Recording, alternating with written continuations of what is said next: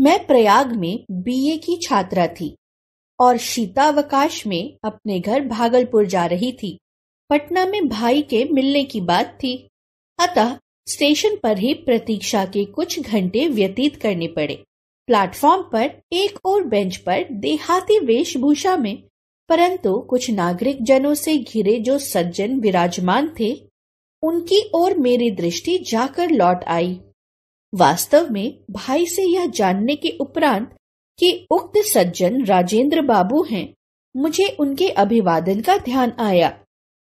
पहली दृष्टि में ही जो आकृति स्मृति में अंकित हो गई थी, उसमें इतने वर्षों में ना कोई रेखा जुड़ी है और ना कोई नया रंग भरा है। सत्य में से जैसे कुछ घटाना या जोड़ना संभव नहीं होता, वैसे ही सच्चे व्यक्तित्व में भी कुछ जोड़ना घटाना संभव नहीं है। उनकी वेशभूषा की ग्रामीणता तो दृष्टि को और भी उलझा देती थी। खादी की मोटी धोती ऐसा फेंटा देकर बांधी गई थी कि एक ओर दाहिने पैर पर घुटना छूती थी और दूसरी ओर बाएं पैर की पिंडली।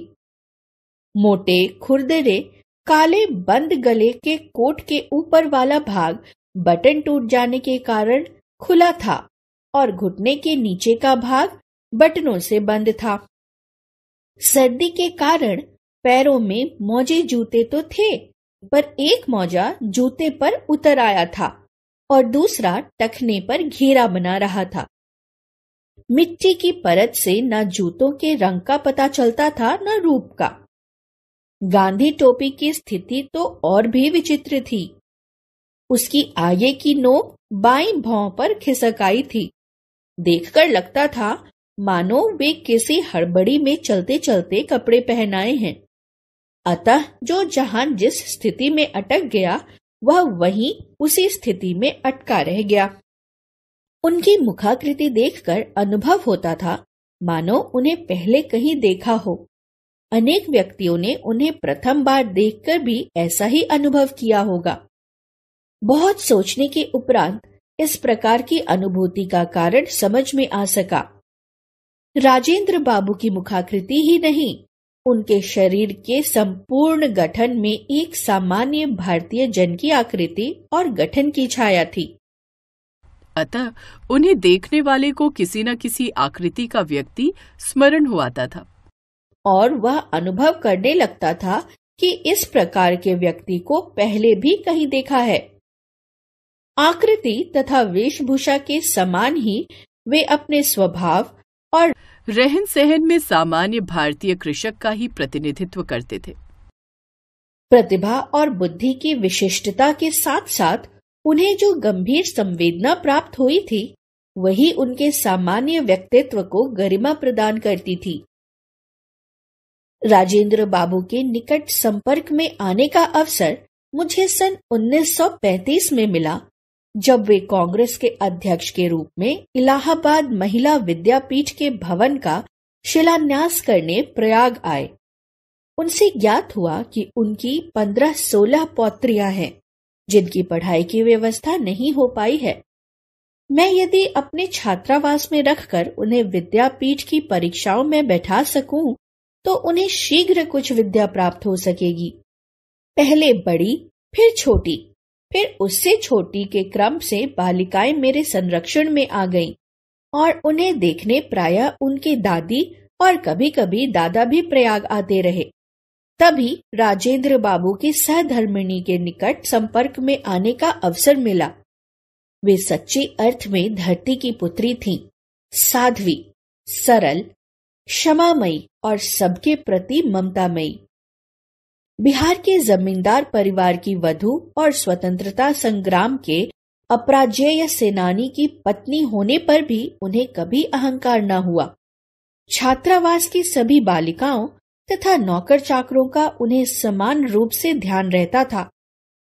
एक दिन या कुछ घंटे ठहरने पर भी वे सबको बुला बुलाकर उनकी तथा उनके परिवार की कुशल मंगल पूछना ना भूलती थीं। घर से उनकी पौत्रियों के लिए लाए गए मिष्ठान में से प्रायः सभी बढ़ जाता था। देखने वाला यह जान ही नहीं सकता था कि वे सबकी दादी नहीं हैं। गंगा स्नान के लिए तो मुझे उनके साथ प्रायः जाना पड़ता था।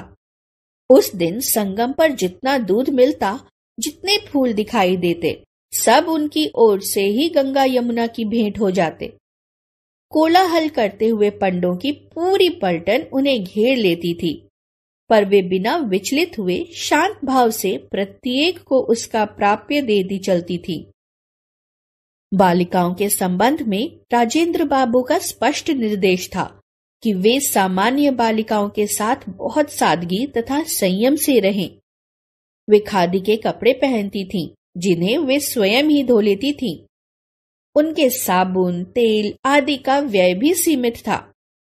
कमरे की सफाई, झाड़ पोंछ, गुरुजनों की सेवा आदि भी उनके अध्ययन के आवश्यक अंग थे।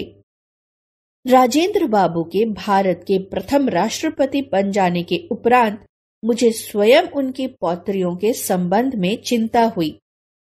उनका स्पष्ट उत्तर मिला, महादेवी बहन, दिल्ली मेरी नहीं है, राष्ट्रपति भवन मेरा नहीं है।